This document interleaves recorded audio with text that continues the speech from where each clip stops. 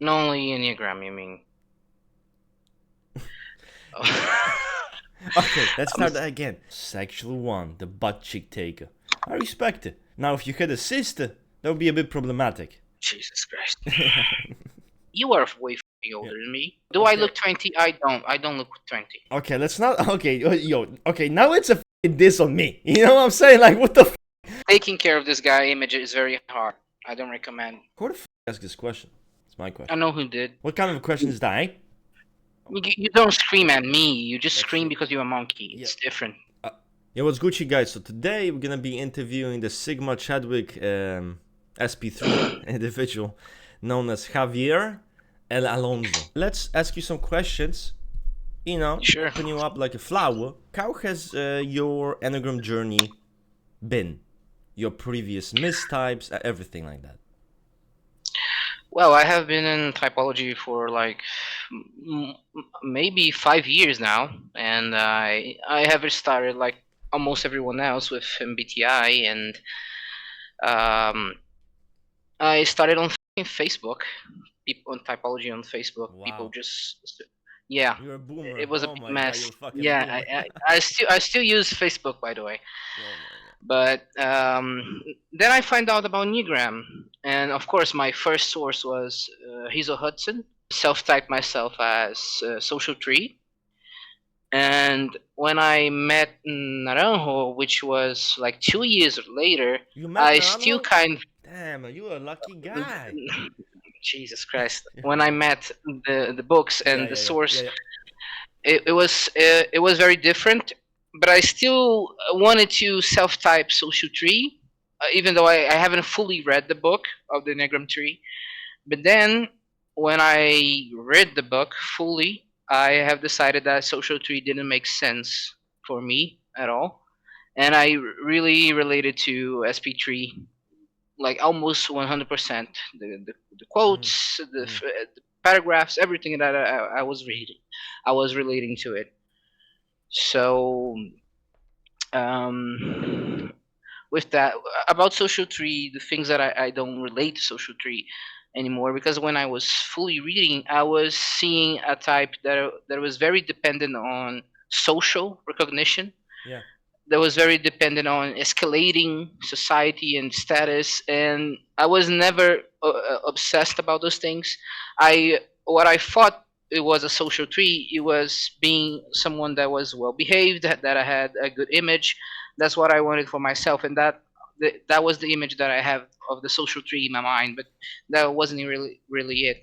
And I didn't relate to the enviness about the type. Like social trees describe as they see someone above them, they envy this person, and I don't relate to that. When I see someone above me or someone that I consider better than me, I actually feel inspired by that, and I want to achieve that by myself. So it was a lot of minor traits that made me not type social tree anymore. And if you were to tell people like how to differentiate every single subtype in like in a simple way, what would you tell them? Definitely read about the passion, because Yeah. every subtype has the passion in the book, which is there is and social tree is prestige, sexual tree.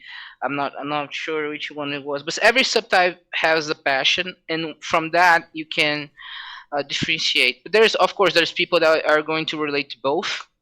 So I really Mm-hmm. recommend going to the minor traits of the book. I really recommend reading the standalone books because they help a lot to differentiate Mm. the goals, what the neurosis, and what mostly more important that people don't pay attention to that is what is this subtype good about. So if you are more Mm. good than and making connections with people and seducing them, you might not be SP3. You might relate more to sexual tree, etc. So I think that applies to every subtype. Yeah. I really recommend people going by the traits if they can't decide on the core itself. Why do you guys care about being good? Well, mostly because I think if I am well behaved, if I do my things correctly, if I do a good job, share my work in a what word could I say? I like have good quality of the stuff that I do. You know that I work Yeah, with for you sure. sometimes, 100%. and I can't simply produce Yeah. something normal. I Yeah. think reaching the goal is too easy. Everyone can reach the goal. I think the process is way more important. So for me, it matters. It matters that I not only reach the goal, but I reach the goal uh, with my efforts and with the quality of my job. So that means a lot to me. Like, would you say you're like very perfectionistic person? Yeah, definitely. It's mostly because I have such a sharp eye for details that I can't afford to just ignore them. Like if I'm making like a PowerPoint presentation, if I see the image not centralized by 1 centimeter, I Yeah. will go Yeah, you're gonna mad lose your about it. shit. Like, how would you tell the difference between like SP1 perfectionism from like SP3 perfectionism? Well, that's a very good question because the SP1 is way more reserved, especially when it comes to the neurosis. The perfectionism for them is similar to SP4. It's something that comes from inside. They have a very high demand from themselves, and they judge themselves a lot. So they want to Mm-hmm. reach. They want to fulfill this only demand that they made for themselves. The SP3, they have perfectionism for external things. It's not based on a monologue or something more internal. That is for the SP1 and SP3. SP1 is still more moralistic. They want to be perfect Mm-hmm. because in their head, that means something way more greater than the SP3 thinks. Because as E3 core is vain, it's something more basic, superficial. Mm-hmm. So my perfectionism is not about myself; is Mm-hmm. more worried about what I do. The SP3 has perfectionism in relation to performance, doing its Yeah, tasks, right? While the SP1, while of course this perfectionism, it will affect their performance, but it's moral perfectionism too. Did you experience the very neurotic manifestations of your type? And if so, can you describe them for us? yeah, definitely. I think I have reached that level somehow in my life, and I could say I became way too obsessed. The perfectionism was destroying me, and the simple fact, if it's a cope, like if the things I'm doing is not good, then I'm not good at all. So nothing was good. Nothing that I was doing was good. Nothing around me was good, and I felt I would never uh, be someone of value. And it was very messed up for me because I was doing great things. The things I was Yeah. producing on my presentations, my work, my drawings, everything that I work with um, was good. I Mm-hmm. had good grades, everything, but something inside of me saying this is not enough. This is not enough, and I need to be better. So of course I became depressed. I stopped caring about my health and everything Yeah. that comes with an unhealthy side of it, and I became very obsessed with. SP3 has a trait that most people don't know is Mm-hmm. that for themselves to feel useful, they need needy people around them. And Yeah. I was collecting problematic people around me to help Right. them, Right. so I didn't felt like I was Yeah. useless, and of course that came with a lot of Mm-hmm. problems in my life. Where are you with the growth part of the SP3? And can you tell us a bit more about getting from that kind of shitty place? Yeah, I believe definitely introspection is something that most any tree should do, but especially SP3 because the SP3 is the one that has the least contact with themselves. So I started setting demands from myself, and I know what a good work is. I don't need people to validate that anymore. So I know that my work is good. I know what I do is good, and I don't need to hear that from people. Of course, it's still great to hear compliments about my job, about the things that I do, about how I help people. I like when people search me for help, but not being dependent on that anymore is definitely something every SP3 should work on. Definitely. Wow. I still feel like deep inside I still have the dependency, but it's Yeah, way yeah. better. So it's never gonna truly go away, but you can transform it into a more healthier manifestation. I remember Ring saying how the SP3 has how active it can be in the social environment. Because everyone just thinks it's an SP3, a conservation subtype, so obviously they're not gonna be social. But you mentioned how you collected people. So it seems that the SP3 can feel useful when they're in a group, when they're with people, and they're providing solutions. right? Can you elaborate more on that? Yeah, definitely. If I could use myself as an example, I used to see people in class. I'm gonna use Yeah. because I'm not very. I'm young, so most of my memories are still in high school. And I remember when I saw people that was having difficulties with the grades, with the homework. So I just went to them and do you want help? Do you want me to teach you? So I started having more people around me calling me, and I did homework for a lot of people. Of course, after some time, I start charging because I'm not that stupid. Yeah. But Yeah, yeah, yeah, yeah. Well, you and are then like in autistic most, motherfucker. Maybe you're like yeah, I'm a seven. I'm SB7. a seven. Yes.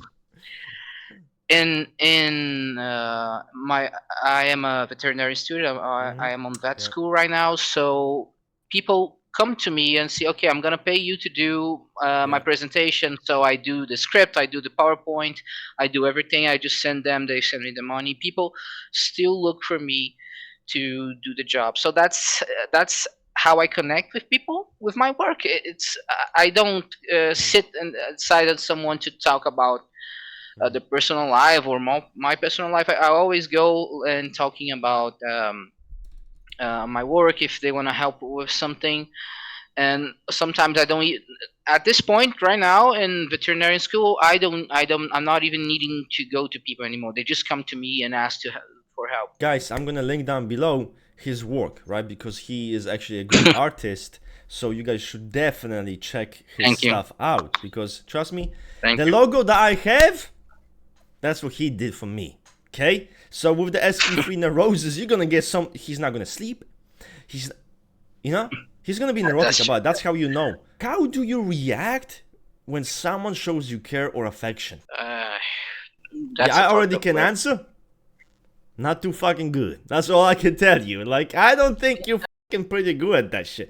You get all clamped up. I I, get you. I usually don't know how to react, so it looks like I'm Right. freezed when it Right. happens. If it's physical touch, I usually respond. If it's like a Okay. hug or touch, I touch people Yep. back, so I don't mind that part. Mm-hmm. But when it's like compliments, not Yeah. about my work, I get Yeah. very confused. I don't know what Yeah. to do with it, and I like it. I do like it. So, but I don't know how to react. I don't know how to respond. So it's like I got freeze when I get this affection from nowhere. So You just don't know how to take compliments? Like, why do you think this is a problem? I wouldn't say it's a problem. It's more like I feel confused about it. Like when people compliment my person instead of what I do, I don't understand. Like what does Wow. my person Wow. have having special? I don't understand why would you compliment myself? Do So I do that? identified with the production you make, that someone complimenting who you are as a person, your inherent value, you're just confused. You don't understand it. Yeah, I don't understand. It could be looking like I'm LARPing, but I definitely feel No. very confused. To what extent are your emotional desires involved in your decision making process? Almost none, Wow. if I'm gonna be So you're a honest. Sigma. You're If just a Sigma. no, that's not about Yeah. it. It's like if I feel that I am emotionally involved with something, I try to isolate myself because I know if I make decisions based on how I am feeling, if I am feeling angry about something, if I make a decision, it is probably not gonna be a good decision. So I need to sober up before I do anything. So and having that mentality made me today as my moods are most always the same because I don't act on emotionality. We have this stereotype, of course, the LSC, grumpy LSC. But Yeah. Yeah. it's funny for me because since I was a child I couldn't stand people of my age. I always thought Oh. kids were fucking stupid. So They were all the immature. people I Yeah. yeah, and all my friends would be either the teachers or people that Oh were wow. in higher classes than me, like older people. And I always had people around me, always older than me. You are way fucking Yeah. older than me. Do I Okay. look 20? I don't. I don't look 20. Okay. Let's not. Okay. Yo. Okay. Now it's a diss on me. You know what I'm saying? Like, what the. What would the perfect day look like for you? I think I remember that question. By the Yeah. way, guys, we should definitely join the Discord server. That's where we got the most questions from. And I So we're really gonna link it down recommend below. the server. This is a very good community. I recommend joining it. And that question was one from the members, by the way. What would be the perfect day for Yeah. me? Well, yeah, I could say the perfect day for me would be a day that I would do everything that I have on my list in the exact timing that I wanted to do it. And it doesn't need to be work. It just needs to be what I wanted to do a day before, you know? Like I'm always planning what I will do in the next day. So I have like a full list, a checklist, and filling that checklist and still have time for like playing video games Yeah. or going in a voice call with my friends. Even in fucking video games, I get obsessed. So a perfect day would definitely following my checklist and go to the nature Right. and just survive there because I like it. How do you approach vulnerability? How do you manage the need to feel accurately perceived by others? Well, feeling vulnerable is something very complicated for me, although I have worked that in therapy and everything, but it's very hard for me to show weakness or if I am emotionally unstable, I will simply disappear. You won't talk to me if I am like Wow. that Okay. because I just fear the consequences of being emotionally unstable in the moment, you know. So I feel like it's safer for me, for people around me, and professionally to avoid people when I am feeling this way. So, but that's why I have really good friends. So when I'm feeling sad or any other sentiments that doesn't involve rage or high emotions, then I go try to search for people and ask for help to vent or something like that. But Right. Right.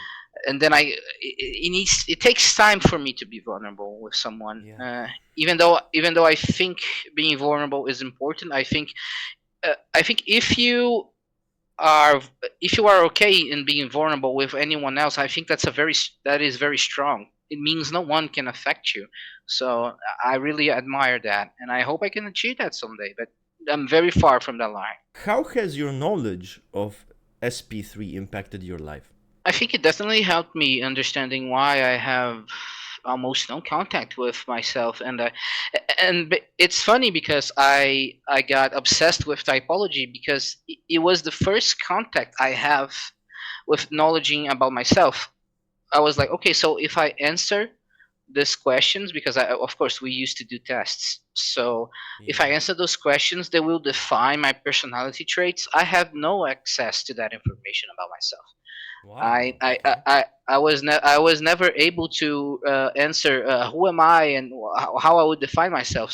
So usually when people ask me is what I learn about typology because relating to the stuff was the only way I had contact with knowing myself. Just the Enneagram 3, they basically are described as having no. They have superficial personality because underneath it, it's a fucking lizard. It's no one there. There's no true self. What does that mean? Well, it basically means that their personality will become the performance. So that can Yeah. confuse a lot of people, especially the social tree. Yeah. I have met social trees in my life, and I see how they have a diff personality in every place they are, and how these people from different spaces perceive them in a totally different way. Wow. I am not that chameleonic because Yeah. I'm mostly grumpy all the time, so it's more predictable when it Yeah. comes to me. But in Enneagram tree, it can be very problematic. Like the person doesn't exist by itself. How has your childhood, right, shaped your type? You know a lot about my childhood. It Yeah. wasn't an easy one, No. No. and No. but I have a very perfectionistic mom. She's SP1, by the way, and I everything that I needed to do since I had conscious of myself, it needed to be perfect. I always had to be the best at everything I do, and it comes to that famous childhood tree thing that we don't get recognized by our parents from what we are, but instead it's what we do, how we perform. So Yeah. that was since I was very little. I was the best swimmer. I was the best because I did everything that I could imagine: calligraphy, swimming, Wow. martial arts. I had the higher grades. I was the number one in class. I need to be perfect in everything, and and that's how I felt something if I achieved that. So Wow. I think that it really shaped my personality because my emotional world and what I felt about myself, that with time that got erased and I just didn't know anymore. And it took me years to get in contact with that, and I did that with typology. That made my childhood very complicated with another kids in my class because, of course, the nerdy in class, the nerdy kid in the class would always be that annoying kid. No one likes that kid, and no one used to like me because I was very strict. I was very behaved, and I didn't like to break the rules. The teachers really liked me, and people who here hate that. And I wasn't doing that intentionally. They liked me because I behaved well and I had good grades. So it was complicated with me having any friends in my childhood. I was definitely very alone, and they would only my the kids would only reach me if if they see if I have made like a beautiful drawing or if I had any expensive toys. Then that would be the moment that they would come for me. So I realized, okay, so that's how I gain attention at all, by doing something good or have something with good quality. So Wow. I for think me, that's how it's shaped, honestly. I think it makes perfect sense, just from a basic psychological standpoint. Who you are is a reaction to your thoughts and feelings are a reaction to your childhood environment. It makes sense. How do you Mm. feel about the concept of death and inevitably losing everything that you've worked for? You're gonna lose everything, right? You're gonna die. Mm. Nothing you do gonna matter, but you're still doing that. That is a very interesting question, and that's gonna take a while because um, how can I say this? That was the only thing I didn't relate much to the E3 in general. They have this gigantic fear of death, and that's something that I don't have, and that's the only thing I don't relate to because I think uh, death it's the only thing in life that you can control, that you can't predict, you can't avoid. Wow. If I am leaving my house to buy, I don't know, fucking chocolate in the supermarket and I get shot, I got shot and I would die.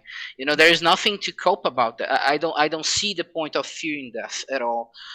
Uh, but for me, yeah, it's definitely when I imagine myself getting robbed or something, I would definitely react, and I Yeah. would Yeah. definitely Yeah.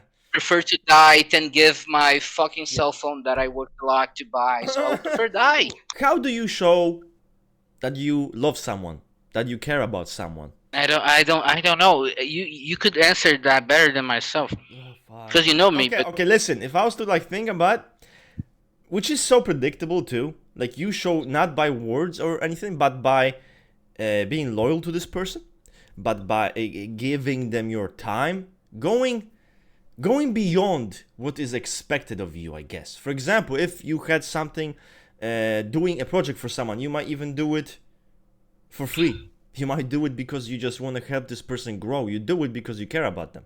So I feel like you show people that you care by doing stuff for them, which is like the most SP3 shit. Makes sense, right? I would say if I had to figure out something, it's a pattern that I learned way after Yep. it happens because Yep. my friends told me, they say the more I like the person, the more aggressive I get. So if I start Yeah. calling you names and in person, I would Yeah. smack the shit out of you. That Yeah. means I like you. What is the type of a person that you have the hardest time working with or getting along with? I'm gonna be honest. I prefer working with someone that is fucking lazy, that is not going to do shit, but will let me do the job for them. So Well, it will be the way that I want it. Than someone that is noisy that's why we get and along, is right? whining. That's why we get along. Because I'm like, yo, Javier, listen, you're going to deal with this shit. And you're like, yeah, man, that's why we get along. Guys, you guys don't understand. This guy's a mastermind. You know, you guys are acting like I'm the most geeked out. You know, I'm like a set LSI, you know, geeking the fuck out on the daily. Little do you know, I have a team of geeks behind me. Yeah, you're exposing yourself. I'm gonna live the truth. Especially when I'm sick and I Amazing. feel like shit. I'm gonna be louder about it. Not gonna help you. But yeah, definitely, Yep. I feel annoyed working with noisy people. Someone that is whiny, that we're going to complain a lot, and people that have demand and don't deliver. Because I understand someone that makes demands, that Okay. has high standards, but deliver it. They Mm. reach their standards. Then people that only do that and just complain and whine about it, and they Yep. want things their way, but they won't do shit to make it happen. So that's the worst type of people to me. People that only know how to do something the same way always. They never want to change their methods. That pisses me off too, because that wastes time. That is useless. Mm. That makes me very stressed out. So I used to have a teacher like that, and Damn. it took me a while to adapt to her, because she's a teacher. I can't outrule her. She had this very strict formula on how we should Mm. do the articles in class, and it was stupid. It made no sense. It was a waste of time doing that one by one step to make an article, since we already have a book of rules. And in Brazil we have I think most of countries have a rule for how we should write articles, scientific articles, like you Yeah. should follow fermentation, things like that. Okay, Yeah. that how it works. In Brazil we have one, and she wanted us to follow hers, and that pissed me off. And most people were bad in her class because of how strict she was. It was insane. But yeah, that I would say that those type of people definitely give me the headaches. What makes you different from an Enneagram 6? I remember this question on Yep. the server, but Yep. I don't really relate to sex, and I could say social sex has some similar traits, like being cold, very workaholic, loyal, obedient, blah blah blah blah. But those are very normal traits, and I don't relate to social sex because of that, because they have this really an ambiguous relationship with the authority. And if I would have to say that I relate to anything of the core six, it would be being anxiety. That would be the only thing. But I don't have this real relationship with Right. authority, Authority like and someone stuff. Yeah. who's, And fear. yeah, Yeah. yeah, I don't care about that. Like someone that is above me, someone that is below me. For me, Yeah. most of the time, that doesn't make the difference. I No. just Yeah. try to follow it. If someone is above you, no problem. You're not You fatherless. can be. Basically, you're not fatherless. Basically, that's what it means. Okay. Yeah, for me, it makes no sense for me to confront the authority, because in very rare cases you're gonna gain Yeah. something by Right. doing it. And if you only get if you submit to it also, like with a heavy Yeah. mentality, oh no, I have to follow the authority, that also not gonna help you. So I think being flexible in those cases is very helpful. Not being attached to one role in your life, like being able to deliver both in leading and submissive positions. Like being able to deliver in any position is very helpful. So and that have helped me a lot. So that's how I have worked in many typology projects with people, and I have Yeah. moderated a lot of servers. I have a lot of experience in that. How do you relate to creativity? So it's an interesting question. What do we consider creative? Like we consider something new, because it's hard to say that I have produced something new. No, I think the fact you can sit down and still draw amazing fucking pictures, I think that still counts as creativity. To be able to come up with that kind of thing. I can't see how I would relate to creativity. I could only say like how when I'm feeling creative. If I stopped drawing for a while. It's been almost a year that I don't draw anything. But when I used to draw, I maybe was inspired by a fandom.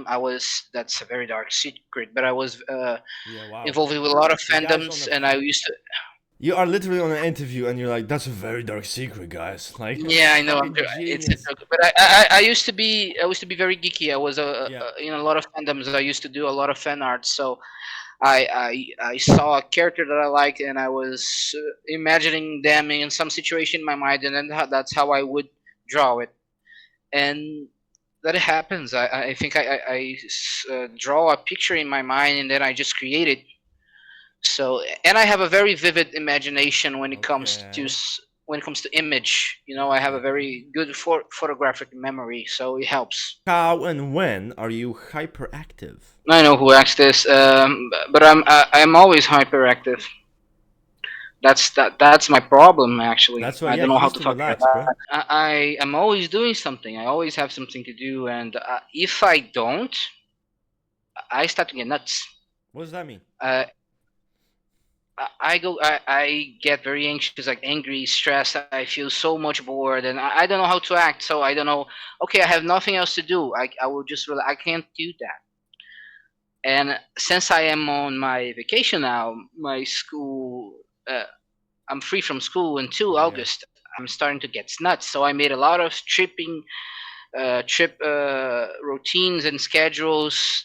I need to do something. So I'm always hyperactive, and that's why I have been diagnosed with ADHD when I was a child, because my mind is always, it's always 100%, Yeah. and that can be very tiring. If I am in a moment that I don't have a goal or I don't have anything in my mind to do, that means I am fucked, depressed, and forcing to sleep in my bed.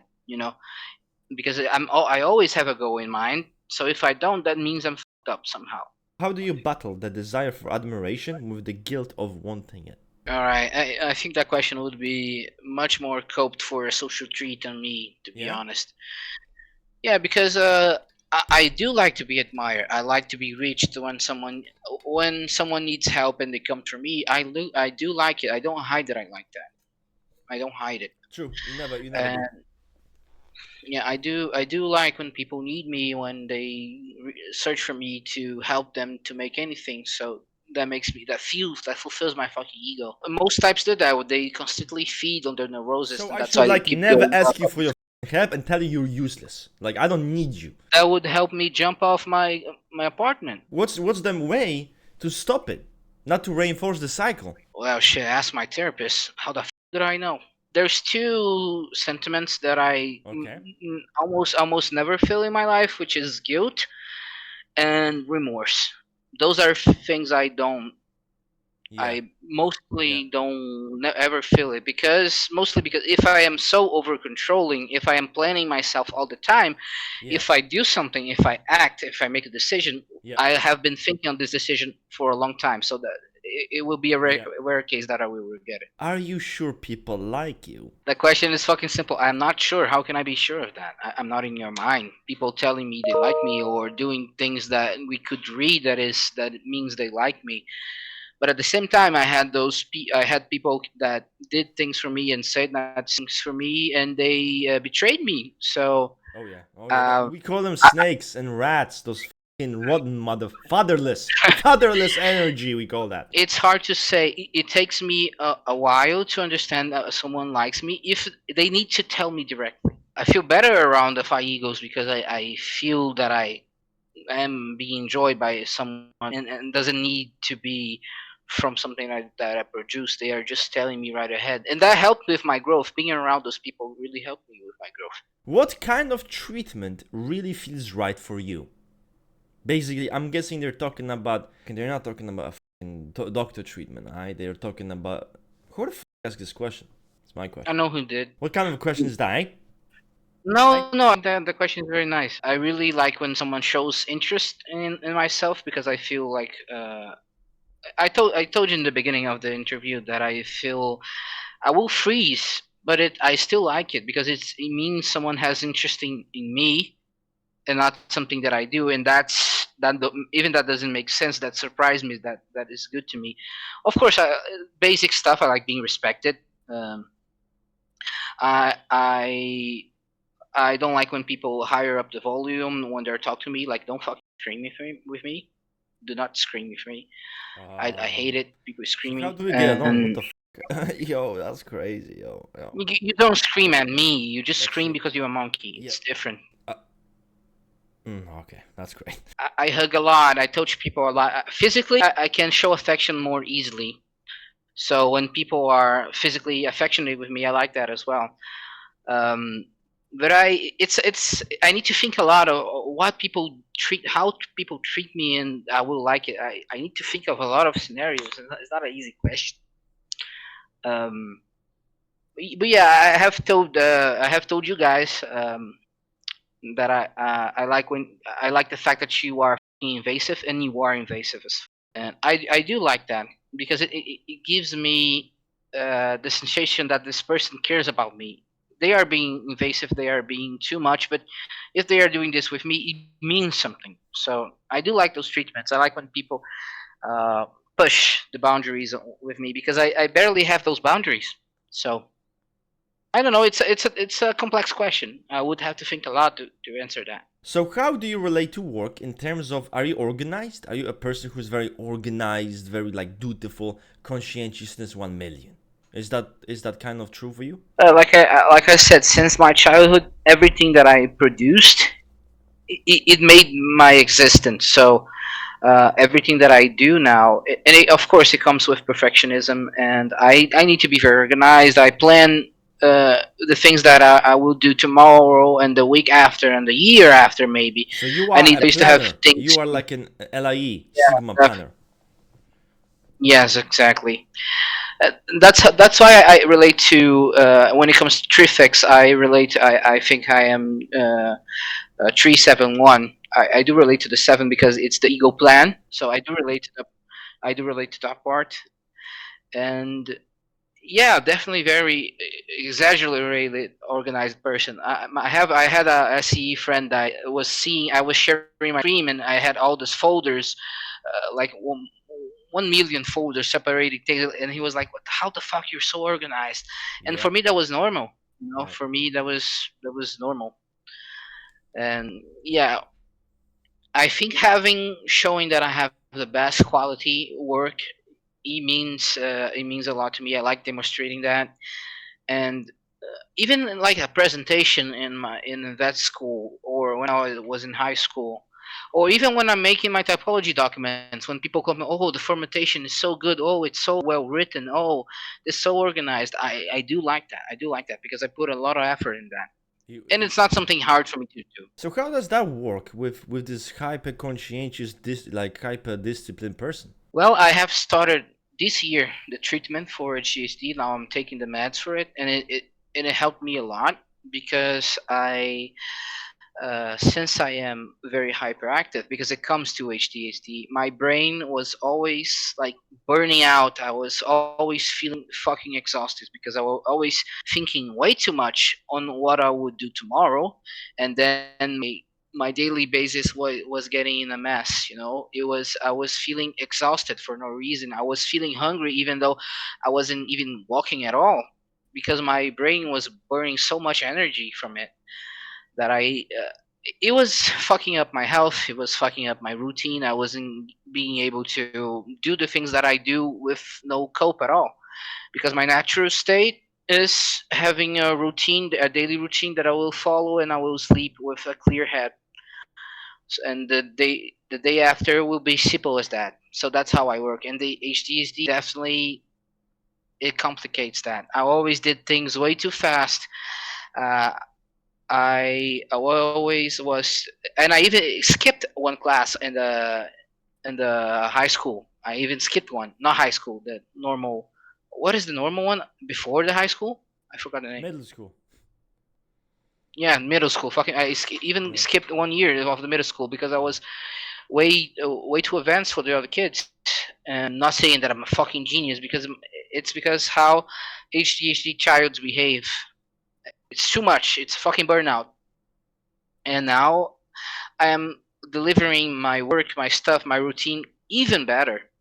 It's So it yeah. wasn't bad before. I was just getting exhausted by it, but now I'm delivering it with more quality, and I am not getting that exhausted from it. Do you have a hyperactivity or you have both? Like there is like hyperactivity and lack of attention span. In my case was more inclined to the lack of attention that I would get distracted very easily because since I'm thinking in a lot of things at the same time, I couldn't focus much. I was starting doing one thing, then I would jump to another, and then I would get back to it. And now I can do things more slowly and think of it, focus more. You know, my whole problem was focus. Uh, it wasn't necessarily being hyperactive, but my brain itself, it's hyperactive, not my body. Like you could say you were more hyperactive physically than me. Um, Everything that is yeah. hyperactive about myself, it's inside, it's here. But like, what kind of role do you take in those relationships? How does that look like? It's hard for me to answer that because it's been years since I'm not in a romantic relationship. My last one, last 4 years, was with SLI. Yeah. And it wasn't there wasn't I don't feel that there's need to be a role. I would just like to settle. I like to plan things so both of our future will be stable and we can survive together and enjoy life, when it comes to, like, when you talk about role, you talk about rules of the relationship, Like more things like like that. what is your role in the sense? What do you do for the other person? Like as you said, you're the planner. You make sure that everything goes right. I usually used to settle up the routine, take care of the person's health, appearance as well. I don't allow people to go badly dressed with me. Definitely not happening. So I would take care of the appearance, and in a way that could look over controlling, you know. But it's never been. I have never been envious. Like I don't even care about those things much. If for me, at least in my mind, so if you envy your partner, if you feel insecure when your partner are hanging out with their friends, you either don't trust yourself or you don't trust the person. If have to think about role on rules in the relationship, I don't make any. I usually prefer the person to make the rules. Like, oh, I don't like this and that. I prefer. I don't want to think about that part. Okay. And Mm. I'm not good at those things. So that would be more related to health, time, and how we would proceed our daily life. That would be the things that I would care about. You're not really in touch with envy. Would you say you're not in touch with envy overall, or just in a romantic space? Like, you're just not. Overall, I think it's the only, like, capital sin. I don't. There is nothing I relate to it because I don't understand envy. I don't understand how you Mm. see someone having things that you want and you feel mad about the person for it. I don't understand that because if I see someone having something that I have, in my mind, I will either feel inspired by that, like, oh, I want to achieve that too, I want to have that too, or I would just not delude myself. It's something that I won't be able to achieve. So I don't understand envy at all. Oh, this person in my class got higher grades than me, it means they deserve it. They worked for it. I'm not sure if sexual tree has a relationships with that. Only when it comes to romantic, I guess.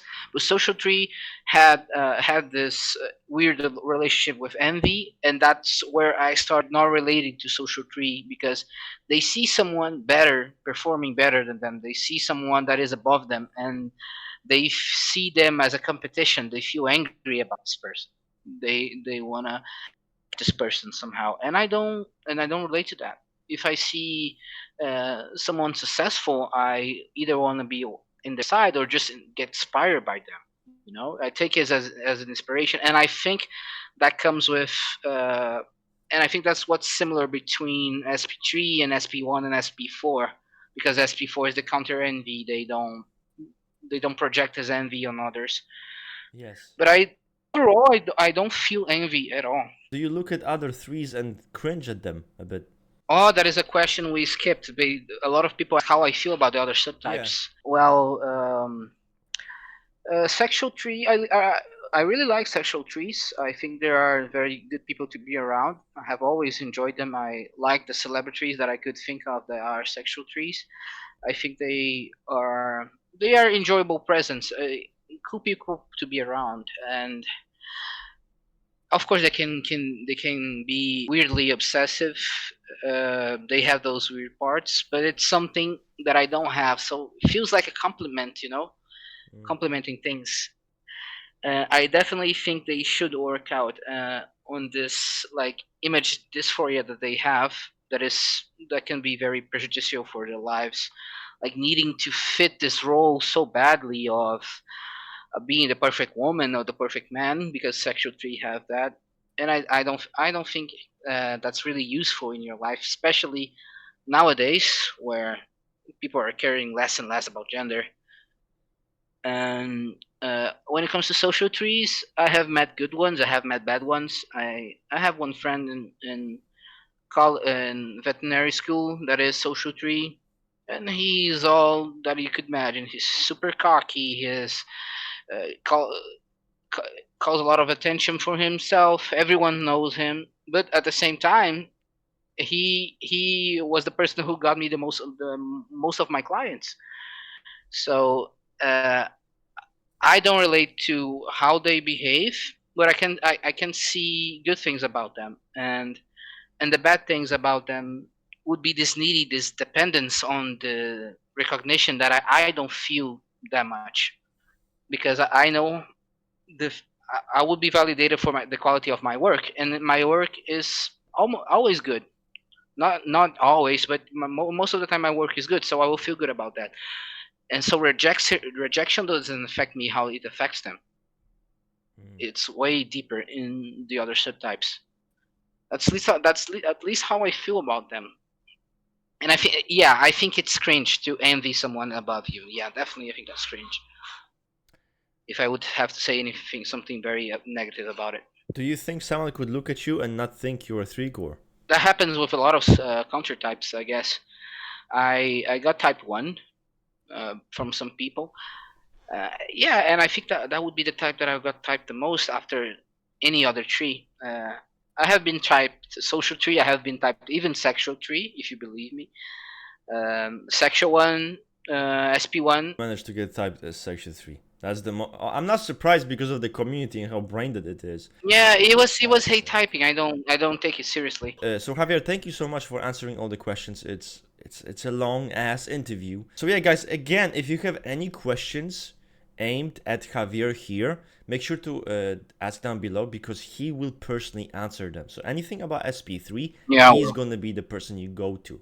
Okay, I'm also gonna link his stuff, his work, his drawing commissions. That if you want to purchase them, make sure to do so. Okay, so we are out. We're Thank you very Charles, much. and we bounces.